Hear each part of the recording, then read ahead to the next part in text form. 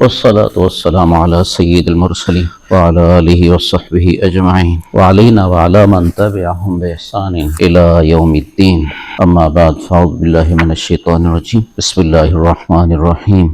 إن الذين يحبون أن تشيع الفاحشة في الذين آمنوا لهم عذاب أليم في الدنيا والآخرة. صدق الله مولانا العظيم وبلغنا رسوله النبي الكريم ونحن على ذلك من الشاهدين والشاكرين والحمد لله رب العالمين. اللهم صل على محمد وعلى آل محمد كما صليت على إبراهيم وعلى آل إبراهيم إنك حميد مجيد. اللهم بارك على محمد وعلى آل محمد كما باركت على إبراهيم وعلى آل إبراهيم إنك حميد مجيد. ایمان کے شعبوں میں سے ایک شعبہ ہے لوگوں کی عزتوں آبروؤں کا احترام اور ان کی عزتیں آبروئیں خراب نہ کرنا. اس کی صورتیں بہت سی ہیں. آبروئیں خراب کرنے کا معنی یعنی ایسا کوئی کام کرنا جس کام سے دوسرے کی عزت گرے. اس کی صورتیں بہت سی ہیں. مثلا تہمت لگانا، بہتان جس کو کہتے ہیں، غیبت کرنا، بدگمانی کرنا اور ایسے ہی دوسرے. اللہ تعالیٰ نے مومن کی عزت کو بھی بہت محترم گردانا ہے. حکم دیا ہے پردہ پوشی کرو، پردہ دری نہ کرو. پردہ پوشی کا معنی کیا ہے؟ یعنی کسی کو کسی گناہ میں آپ نے مبتلا دیکھا، وہ کوئی گناہ کر رہا تھا لیکن وہ عام لوگوں سے چھپے ہوئے، تو اللہ اور اس کے رسول کریم صلی اللہ علیہ وسلم کا حکم یہ ہے کہ اس کو اکیلے میں سمجھاؤ تو صحیح، لیکن شور شرابہ نہ کرو، لوگوں کو نہ بتاؤ. یہ ہے پردہ پوشی. پردہ ڈال دینا، جیسے ہم مثلا جنگل میں جاتے ہیں اور پیشاب کیا اور اس پر مٹی ڈال دی، اس لیے تاکہ کسی کو اس کی بدبو سے تکلیف نہ پہنچے. شہر کی لیٹرینوں میں ہم نے قضائے حاجت کی اور پھر کیا کیا؟ پانی بہا دیا، اس لیے کسی کو تکلیف نہ پہنچے. جیسے یہاں ہم نے اپنی گندگی کو گویا پردے میں کر دیا ہے، ایسے ہی کسی بھی مسلمان کی کوئی کمی بیشی ہم دیکھیں تو ہم اس پر پردہ ڈالیں. من ستر مسلمان، جو کسی مسلمان پر پردہ ڈالتا ہے، سترہ اللہ یوم القیامہ، اللہ تعالیٰ قیامت کے دن اس پر پردہ ڈالے. اور اگر خدا نہ کرے پردہ دری یعنی اس کے چھپے ہوئے عیب کو لوگوں کو بیان کرنا یہ ہو، تو پھر اللہ تعالیٰ اس پردہ دری کرنے والے کی بھی پردہ دری کرتے ہیں. یہ اپنے عیبوں کو چھپائے، لیکن جیسے یہ دوسروں کے عیب ظاہر کر رہا ہے، اللہ بھی اس کے عیب ظاہر کرے گا. حتیٰ کہ حکم یہ ہے کہ ایک شخص اب سے پہلے کسی گناہ میں مبتلا تھا، اب اس نے اس گناہ کو چھوڑ دیا ہے، توبہ کر لی ہے، تو کوئی آدمی اس کو تانا نہ دے، تو چور تھا، تو ایسا تھا، تو ایسا تھا. تانا نہ دے. اگر تانا دیا تو اللہ اس وقت تک تانا دینے والے کو موت نہیں دیں گے جب تک اس کو بھی اسی میں مبتلا نہیں کریں گے. یہ بھی پھر اسی گناہ میں پڑے. اور حکم ہے کہ اگر میں نے آپ نے کسی نے کوئی گناہ کر لیا، کوئی سا غلط کام کر لیا اور کسی نے ہمیں دیکھا نہیں، تو ہم بھی اپنے اس گناہ کو بیان کرتے نہ پھریں. ایک حدیث پاک میں آتا ہے کیسا گندا بندہ ہے کہ جس نے رات کو گناہ کیا، اللہ تعالیٰ نے تو اس پر پردہ ڈالا تھا، لیکن صبح کو خود وہ لوگوں کو کسی کو بیان کرتا پھرتا ہے کہ میں نے رات یہ گناہ کیا. اللہ کی ڈالی ہوئی چادر کو اس نے پھاڑ دیا، اللہ کی ڈالی ہوئی چادر کو، اللہ کے ڈالے ہوئے پردے کو اس نے پھاڑ دیا. آدمی جس کو پیر پکڑے تو حکم ہے کہ اس کو اپنے عیب بیان کرے، کیونکہ آدمی مریض ہے، وہ اس کا حکیم ہے، لیکن اس کو پچھلے نہ بیان کرے. اس وقت میں جب اس کا مرید بنا اور اب علاج کروانا چاہتا ہے، اس وقت میں جس گناہ میں پڑا ہے وہ اس کو بیان کرے، پچھلے نہ بیان کرے. اس وقت میں جس گناہ میں پڑا ہے وہ بیان کرے جو گناہ چھوٹ نہیں رہا، تاکہ وہ اس کا علاج بتائیں. ایک حدیث پاک جو بہت معنی رکھتی ہے، المومن مرآۃ المومن، مومن مومن کے لیے آئینہ ہے، شیشہ جو ہم اپنے چہرے کو دیکھنے کے لیے اپنے سامنے کرتے ہیں، آئینہ. اور آئینے کا کام کیا ہوتا ہے؟ وہ خود عیب نہیں تلاش کرتا، جب سامنے لاتے ہیں تو وہ عیب بتاتا ہے کہ آپ کے چہرے کے فلاں جگہ داغ ہے، مٹی لگی ہوئی ہے وغیرہ، لیکن وہ خود تلاش کرتا نہیں پھرتا کہ بندے کا عیب کون سا ہے. اللہ پاک قرآن شریف میں فرماتے ہیں وَلَا تَجَسَّسُوا، لوگوں کے عیب کی جاسوسی نہ کرو، تلاش نہ کرو، عیب تلاش نہ کرو. حکومت کو حکم ہے کہ یوں شک شبے کی بنا پر کسی پر بدگمانی کر کے اسے نہ پکڑو. ایک حدیث پاک میں ہے یا معاشرہ من آمن لسانہ ولم یؤمن قلبہ، اے وہ لوگوں جو زبان سے تو مومن ہوئے دل سے مومن نہیں ہوئے ہو، لا تتبعوا عورات المسلمین، مسلمانوں کے چھپے ہوئے عیبوں کے پیچھے نہ پڑو. فَإِنَّهُ مَن يَتَّبِعُ عَوْرَاتِ الْمُسْلِمِينَ يَتَّبِعُ اللَّهُ عَوْرَاتَهُ. اس لیے کہ جو مسلمانوں کے چھپے ہوئے عیبوں کے پیچھے پڑتا ہے تو اللہ تعالیٰ بھی پھر اس کے چھپے ہوئے عیبوں کے پیچھے پڑ جاتے ہیں. حتیٰ یفضحہ، حتیٰ کہ اسے رسوا اور شرمندہ اور گندا کر دیتے ہیں، لوگ اسے نفرت کرتے ہیں. تو اتنے تک حکم ہے عیب نہ تلاش کرو، اور جب سامنے آ گیا پھر بیان نہ کرو. اچھا، تو اب آئینہ کیا کرتا ہے؟ ایک تو خود عیب تلاش کرتا نہیں، دوسرا جب اسے دیکھتے ہیں تو وہ عیب بتاتا ہے، لیکن خاموشی کے ساتھ عیب والے کو عیب بتاتا ہے. ڈنڈورا نہیں پیٹتا اس کے لیے، خاموشی کے ساتھ، بھیا آپ کے چہرے میں ایسا ویسا ہے. اتنی آواز بھی پیدا نہیں کرتا کہ ساتھ والا سن لے. یہ ہے آئینہ. اچھا، پھر جب چہرہ دیکھ لیا، داغ پتہ چل گیا، دوبارہ شیشے کو رکھ لیا، تو اب وہی شیشہ کوئی دوسرا دیکھے تو ایسا نہیں ہے کہ وہ شیشہ اس کو بتائے کہ تیرے سے پہلے فلاں شخص نے مجھے دیکھا تھا اور اس میں یہ عیب ہے. ہر طرح پردہ پوشی مومن کے لیے آئینے کی طرح ہے. اس لیے پہلا حکم یہ ہے، اگر کسی شخص کسی مرد اور عورت کو خدا نہ کرے آدمی نے گندی حالت میں دیکھا اور حکومت اسلام کی ہو، اب اگر یہ مسلمان قاضی عادل کی عدالت میں جائے کہ میں نے فلاں مرد اور عورت کو ایسی بری حالت میں دیکھا، وہ پورا کیفیت بیان کر دے کہ ایسی بری حالت میں دیکھا. کیسی بری حالت؟ جیسے میاں بیوی ایسی بری حالت میں دیکھا. تو قاضی کو اسلام حکم دیتا ہے کہ یہ چونکہ اکیلا ہے اور اس کے پاس گواہ نہیں، لہذا اس کو 80 درے لگاؤ، 80 کوڑے لگاؤ. یہ آیا کیوں؟ اس کو 80 کوڑے لگاؤ. والذین یرمون المحصنات ثم لم یاتوا باربعۃ شہداء، گواہ نہیں لائے، فجلدوہم 80 جلدہ. اسے 80 کوڑے لگاؤ. ایک ہو، دو ہوں، تین ہوں، 80 کوڑے لگاؤ. تینوں کو لگاؤ. 3 آدمی آ گئے نا جی، ایک نے دیکھا، دوسرے کو بلایا، تیسرے کو بلا لیا، اور تینوں نے اس کو اسی کیفیت میں دیکھا جس کیفیت میں میاں بیوی ہوتے ہیں. بالکل. اور پھر قاضی کی عدالت میں گئے تو حکم کیا ہو؟ ان تینوں کو 80 کوڑے لگاؤ. 4 گواہ ہوں، پھر عدالت تحقیق کرے گی. اگر ثابت ہو گیا کہ یہ گواہ سچے ہیں اور انہوں نے اپنی آنکھوں سے پوری کیفیت دیکھی اور اس کیفیت کو ایسے ہی بیان کریں کہ جیسے میاں بیوی ہم نے ایسی حالت میں دیکھا، تو پھر قاضی ان سے پوچھے گا، بولو تم نے یہ گناہ کیا؟ اگر وہ ہاں کر دیں تو ان کو سزا ملے گی، اور اگر وہ نہ کر دیں تو قاضی ان 4 کی تحقیق کرے گا کہ یہ 4 آدمی ہیں ٹھیک. اگر ان میں سے کوئی ایک بھی ایسا نکل آیا جس کی گواہی شریعت میں قابل قبول نہیں ہے تو پھر 4 کو کوڑے لگیں گے، 80 کوڑے لگیں گے 4 کو. اور اگر 4 سچے نکلے پھر ان کو سزا ہوگی، اس مرد و عورت کو سزا ہوگی جنہوں نے گناہ کیا ہے. شریعت کہاں تک پردہ ڈالتی ہے. اس لیے ہمیں حکم دیا، خیال کرو تہمت کسی پر نہیں لگانی، خواہ مخواہ کی. تو اچھا، تہمت کس کو کہتے ہیں؟ آدمی پاک صاف ہے، اس پہ بات کر دی کہ یہ فلاں گناہ کرتا ہے یا فلاں گناہ اس نے کیا. تہمت یہ بہت بڑا گناہ ہے. اللہ تعالیٰ آخرت میں تہمت لگانے والے کو جہنم کے آگ کے ایک پہاڑ پر کھڑا کریں گے اور کھڑا کر کے حکم فرمائیں گے کہ تو یہاں پر ٹھہرا رہے گا جب تک تو اس تہمت اور بہتان کا ثبوت نہیں دے گا. اور تہمت اور بہتان کا تو کوئی ثبوت ہی نہیں ہوتا، تو اب اس کے لیے سزا کے سوا کچھ نہیں ہوگا. ثبوت کہاں سے دے؟ جو تہمت ہے تو بے ثبوت ہوتی، بہتان ہوتا ہے وہ تو بے ثبوت ہوتا ہے. یہ کہاں سے ثبوت دے گا؟ اس لیے جیسے جان محترم، جیسے مال محترم، ایسے مومن کی آبرو محترم، عزت محترم. بہتان لگانا. اور دوسری چیز ہوتی ہے غیبت. غیبت کیا ہے؟ یہ بارہا اس کا بیان ہوتا رہتا تھا.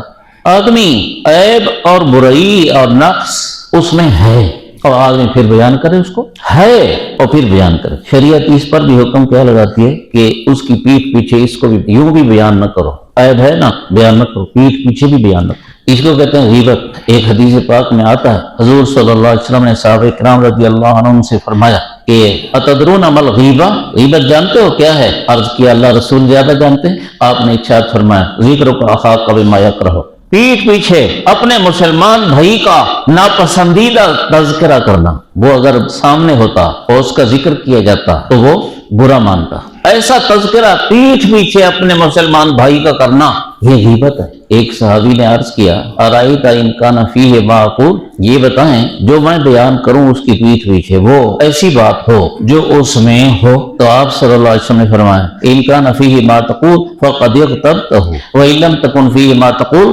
فقد بہتہ، اگر اس میں وہ عیب ہے جو تو بیان کرے گا یہی تو نے غیبت کی، اور اگر اس میں عیب ہے ہی نہیں پھر تو نے بہتان لگایا۔ غیبت کہتے ہی اسی بات، لوگ کہتے ہیں جی میں تو یہ بات اس کے منہ پر بھی کہوں گا، منہ پر کہیں گے تو اور زیادہ بے شرم ہوں گے۔ سورہ ہمزہ اس کے پہلے الفاظ کیا ہیں؟ ویل لکل ہمزہ لمزہ، ہلاکت ہے ہر ہمزہ اور لمزہ کے لیے۔ یہ کیا ہے؟ ہمزہ اور لمزہ کون ہے؟ جو منہ پر عیب بتائے کہ تو ایسا تو ویسا تو ایسا، تیرے میں یہ ہے تیرے میں وہ ہے وہ، اور جو پیٹھ پیچھے عیب بیان کرے فلاں ایسا فلاں ویسا، یہ ہیں ہومزہ اور لومزہ۔ اللہ تعالیٰ فرماتے ہیں ویل، اس ہومزہ کے لیے اور لومزہ کے لیے ہلاکت ہے، یعنی اللہ کا عذاب بھگتیں گے۔ لیس المؤمن بالطعان، حضور صلی اللہ علیہ وسلم نے فرمایا مومن کا کام تانا مارنا نہیں ہوتا۔ منہ پر کہہ دیتے ہیں میں تو اس کے منہ پر کہتا ہوں، منہ پر کہنے سے اور زیادہ بے شرم ہوتے ہو، اور منہ پر کہنے سے اس سے بھی زیادہ جرم بنتا ہے جتنا پیٹھ پیچھے کہنے سے۔ یہ اپنے کو سچا بتانے کے لیے جی میں جو کہہ رہا ہوں وہ سچ حق ہے، تو غیبت کرنا بھی سخت جرم ہے۔ ایک حدیث پاک میں حضور صلی اللہ علیہ وسلم نے فرمایا الغیبت اشد من الزنا، غیبت زنا سے بھی زیادہ مشکل گناہ ہے۔ صحابہ نے عرض کیا وہ کیسے؟ آپ نے فرمایا اگر کسی سے خدا نہ کرے یہ گناہ ہو گیا، وہ توبہ کرے گا تو اللہ معاف فرما دیں گے، لیکن غیبت کا گناہ ہو گیا آدمی توبہ کرے گا بھی معاف نہیں فرمائے گا، توبہ کرے گا بھی نہیں اللہ معاف نہیں فرمائے گا۔ اور اب بندے سے کہے گا کہ جی مجھے معاف کرے میں نے آپ کی غیبت کی، تو بندے کا تو چھوٹا دل ہے، یہ کہے گا مجھے بتاؤ کہ کون سی غیبت کی تھی، اور خود آدمی یہ سوچتا ہے کہ میں اب اس کو کہوں تو مجھے بڑی شرمندگی ہوگی۔ ہاں اگر یہ سوچ کر کہ آخرت کی شرمندگی سے دنیا کی شرمندگی اٹھا لینا بہتر ہے، یہ سوچ کر جرت کر لے اور کہہ دے بس میں نے توبہ کی ہے مجھے معاف کرو، بس میں نے توبہ کی ہے آپ کی غیبت کر لی تھی مجھے بس معاف کرو، بہت بڑا جرم ہے۔ قرآن شریف میں ہے اَيُحِبُّ أَحَدُكُمْ أَن يَأْكُلَ لَحْمَ أَخِيهِ مَيْتًا فَكَرِهْتُمُوهُ، کیا تمہیں یہ پسند ہے کہ اپنے مردہ بھائی کا گوشت کھاؤ؟ آدم خور لوگ ہیں، کئی زندوں کا گوشت کھاتے ہیں، آدم خور۔ مردہ بھائی کا گوشت کھانا پسند ہے؟ نہیں۔ جب مردہ بھائی کا گوشت کھانا پسند نہیں ہے تو غیبت کرنا بھی تو اپنے مردہ بھائی کا گوشت کھانا ہے۔ انسان میں انسانیت زندہ ہو، ضمیر زندہ ہو تو وہ یہ چیز پسند نہیں کرتا کہ کسی انسان کا گوشت کھاوے۔ معراج والی رات نبی کریم صلی اللہ علیہ وسلم نے اور ایسی خواب کے واقعات میں مختلف واقعات آپ نے دیکھے، ان میں سے ایک واقعہ یہ بھی ہے، آپ صلی اللہ علیہ وسلم نے ارشاد فرمایا کہ میں نے کچھ لوگ دیکھے، کچھ لوگوں کے پاس سے گزرا، لہم اظفار من نحاس، ان کے تانبے کے ناخن ہیں، یخمشون بہا وجوہہم وصدورہم، اپنے چہرے ان ناخنوں سے چھیلتے ہیں اور اپنے سینے ان ناخنوں سے چھیلتے ہیں، اور پھر ظاہر ہے کہ لولوہان ہوتے ہیں، چہرہ لولوہان سینہ لولوہان، ناخنوں سے چہرے اور سینے چھیلتے ہیں۔ میں نے جبرائیل علیہ السلام سے پوچھا یہ کون لوگ ہیں؟ الذین یأکلون لحوم الناس ویقعون فی اعراضہم، یہ وہ لوگ ہیں جو لوگوں کے گوشت کھاتے اور ان کی عزتیں خراب کرتے ہیں۔ گوشت کھانا عزتیں خراب کرنا، اس کا معنی ہے غیبت کرنا، غیبت کرتے ہیں۔